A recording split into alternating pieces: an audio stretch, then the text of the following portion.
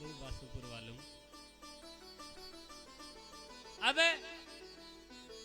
बारी कन्हैया की आई, और जैसे ही कन्हैया की बारी आई तो यशोदा मैया ने कहा बाबा हमारे लल्ला का कुछ नाम बताइए। तो बाबा कहते हैं बहूनी संतनामानी रूपाणी च सुतस्यते, कहा आपके बालक का बहुत सारा नाम है, इसके बहुत सारे रूप हैं, ना इसके नाम गिने जा सकते हैं ना इसका रूप गिना जा सकता है।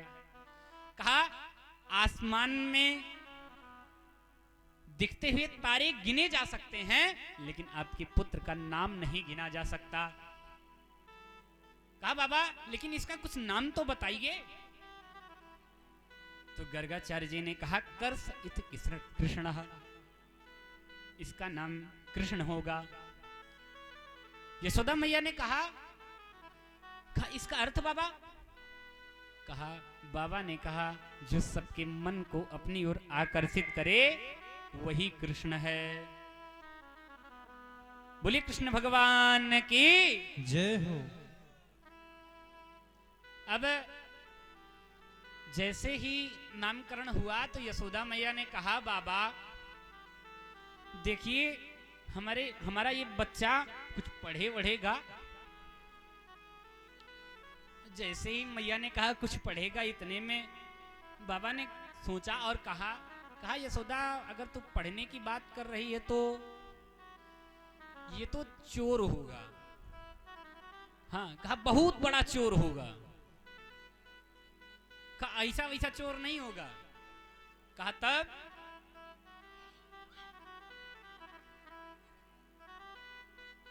कहा ब्रजे वसंतम नवनीत चौरम गोपांगनानां तदकूल चौरम। तो कहा ब्रज में मक्खन चुराएगा, गोपियों के हृदय को चुराएगा, उनके मन को चुराएगा, और संसार में जितने भी चोर हैं सबका राजा होगा ये। चौराग्रगण्यम पुरुषः नमामि, सभी चोर इसकी पूजा करेंगे। हाँ कि इनसे बड़ा चोर कोई नहीं हुआ, इनसे बड़ा छलिया कोई नहीं हुआ। तो का बाबा पढ़ेगा नहीं? कहा अल्पकाल विद्या सब पाई, थोड़े ही समय में 64 दिनों में 64 कलाओं का ज्ञान हो जाएगा। अच्छा बाबा एक बात और बताइए। अच्छा माताओं का सबसे मुख्य प्रश्न, कोई भी अगर घर आ जाए और बाबा उबा हो कुछ जानता हो तो कुछ पूछे या ना पूछे लेकिन एक बात जरूर पूछती है। हाँ माता जी क्या? कहा ये बताइए हमारे बेटुआ का विवाह हुआ होगा कि नहीं होगा? हाँ पतो हो आएगी कि नहीं आएगी? और जैसे ही माता जी ने विवाह का नाम लिया इतने में गर्गाचार्य जी ने अपने सर को खुजलाया। कहा यशोदा अगर तू विवाह की बात कर रही है तो अब इतने में मैया ने कहा बाबा इतना सोच रहे, बाबा से पूछा बाबा इसका विवाह नहीं होगा? कहा विवाह तो होगा। कहा तब? कहा गिनना पड़ेगा। हाँ तब बाबा गिनना प्रारंभ करते हैं। 1 2 3 4 5 6 7 8 9 10। जैसे बाबा ने कहा 10 इतने में मैया ने कहा बस। मैया ने कहा कितना विवाह करा देंगे? कहा ये तो नमूना है, अभी तो अब 60 फॉर्म अपनाना पड़ेगा। हाँ डायरेक्ट जाना पड़ेगा। कहा तब? कहा इकाई दहाई सैकड़ा हजार 1000 2000 3000 4000 5000 10,000 11,000 12,000 13,000 14,000 15,000 16,000। और जैसे कहा 16,000 इतने में मैया ने कहा अरे बाबा इतना विवाह? कहा अभी तो हम सवाई लगेबे नहीं किए हैं। कहा क्या? कहा 16,108 विवाह होगा। कहा अरे बाबा इतना विवाह? कहा लेकिन एक समस्या है। कहा क्या? कहा विवाह तो बहुत होंगे लेकिन बारात नहीं जाएगी। हाँ, अब किसी को उठा ले जाएंगे, कोई अपने चला आएगा, कोई अपने वर्ण कर लेगा, यहाँ कि हम आपके साथ चल रहे हैं। तो बड़ा ही सुंदर गर्गाचार्य जी ने नामकरण किया। और जब बाबा ने नामकरण किया और कुछ दिन और व्यतीत हुए, अब कन्हैया 5 वर्ष के हो गए। और जैसे ही कन्हैया 5 वर्ष के हुए, अब कन्हैया को जल्दी जल्दी बढ़ाना है ना, क्योंकि कल विवाह वो कराना है भाई। जब बच्चा बड़ा नहीं होगा तो विवाह कैसे होगा? तो जब 5 वर्ष के हुए तो इनके एक मित्र हैं मनसुखा। तो इनके अपने बचपन के कुछ मित्र थे और एक दिन सब लोगों ने मिलके कहा कन्हैया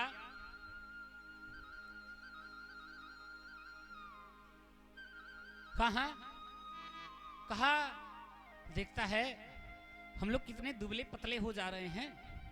कहा क्यों? तेरे घर में माखन इत्यादि नहीं है क्या? कहा जितना माखन होता है सब तो मथुरा को चला जाता है, राक्षस लोग खाते हैं, आँख खा खा के मुष्टंड हो रहे हैं, मोटे ताजे हो रहे हैं, हम लोग को कुछ नहीं मिलता है। कहा तब? कहा तू ही कुछ कर। तब कन्हैया ने एक मंडल बनाया। हाँ, एक मंडल बनाया। कौन सा मंडल? चौर विद्या प्रचार मंडल। हाँ, और इस मंडल के पदाधिकारी उनके जो मित्र लोग थे वो थे कौन कौन? रैता, पैता, मना, मनसुका, मधुमंगल, श्रीदामा। अब इतने लोग इसके सदस्य बने। और जब कोई मंडल बनता है भैया तो उसमें एक अध्यक्ष होता है ना। अब कन्हैया ने कहा कि अध्यक्ष कौन बनेगा? इतने में श्रीदामा लाठी लेकर आगे आए। कहा कन्हैया मैं अध्यक्ष रहूंगा। इतने में कन्हैया ने कहा दिन को देखिए, सर में को बाले नहीं और अध्यक्ष बनने आए हैं। कहा तब? कहा अध्यक्ष मैं रहूंगा। कहा इस मंडल के कुछ नियम होंगे। नियम क्या थे? जब कोई मंडल बनता तो उसका नियम निर्धारित किया जाता है ना। कहा इसके कुछ नियम होंगे। कहा कौन से नियम होंगे? कहा सबसे पहला नियम, जो भी चुराएंगे मिल बांट के खाएंगे। हाँ, और दूसरा नियम, कुछ लोग अंदर जाएंगे, कुछ लोग बाहर खड़े रह करके रखवाली करेंगे, कोई आ ना जाए। अब कहा तीसरा नियम ये रहेगा कि अगर कोई पकड़ा जाए तो बढ़िया वकील की व्यवस्था करेंगे जमानत के लिए। हाँ, बढ़िया वकील की व्यवस्था करेंगे जमानत के लिए। कहा ठीक है। अब कन्हैया ने कहा सबसे पहले चोरी किसके यहां की जाए? इतने में श्रीदामा ने कहा कन्हैया तेरे घर। कन्हैया ने कहा इनका देखा, सबसे पहली चोरी अध्यक्ष घर। तो कहा नहीं मेरे यहां नहीं। कहा तब? कहा उस गोपी के यहां चलते हैं। कहा किसके यहां? तो गोकुल में एक गोपी थी जो शरीर से थोड़ा भारी थी। अब व्यास जी कहते हैं कि शरीर से इतनी भारी थी कि दौड़ नहीं पाती थी, चल नहीं पाती थी, इसीलिए उसके यहाँ चोरी करने के लिए जा रहे हैं। और कन्हैया ने सोचा अगर पकड़े जाएंगे तो सब लोग भाग लेंगे क्योंकि वो दौड़ा तो पाएगी नहीं। कहा तब? कहा उसी के यहाँ चलिए। अब जैसे उसके यहाँ गए और रात्रि में अब माखन जो है ऊपर टंगा हुआ था, जिस पे टांगते उसको क्या कहते हैं? सिकहर। अब उसी पे मटका रखा हुआ था। सभी लोगों ने गोला बनाया और एक के ऊपर एक माखन को निकालना प्रारंभ कर दिया, और जैसे ही माखन निकालते और आगे बढ़ा देते, अब धीरे धीरे सब लोग माखन खाए। और जब सब लोगों ने खाया तो कहा, अरे भैया कुछ नहीं, बहरों खड़ा है, इन्होंने सबका पहुंचाए दिया। हाँ, अब जब अंदर वाले बाहर वाले सबने खा लिया, इतने में श्री दामा ने कहा, कन्हैया अब तू भी कुछ खा ले। हाँ, जब अपना भरा तो समझ में आया कि कन्हैया तू भी कुछ खा ले। अब कन्हैया ने खाया, और जैसे खाया और सब लोगों ने माखन खाया, मटकी को उतारा, और जहां पर वो गोपी सोई हुई थी ना, उसी के सर के पास मटके को पटक करके सब लोग भाग गए। इतने में गोपी उठ के बैठी, अरे कहाँ भूकंप आ गया।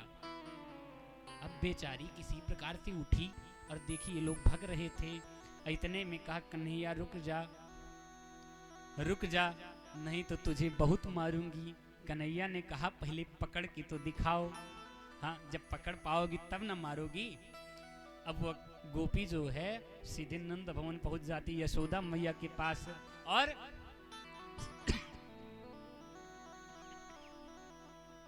शिकायत करती है। कहा, यशोदा यशोदा, कहा तेरा लल्ला बहुत शैतान हो गया है, बहुत दुष्ट हो गया है।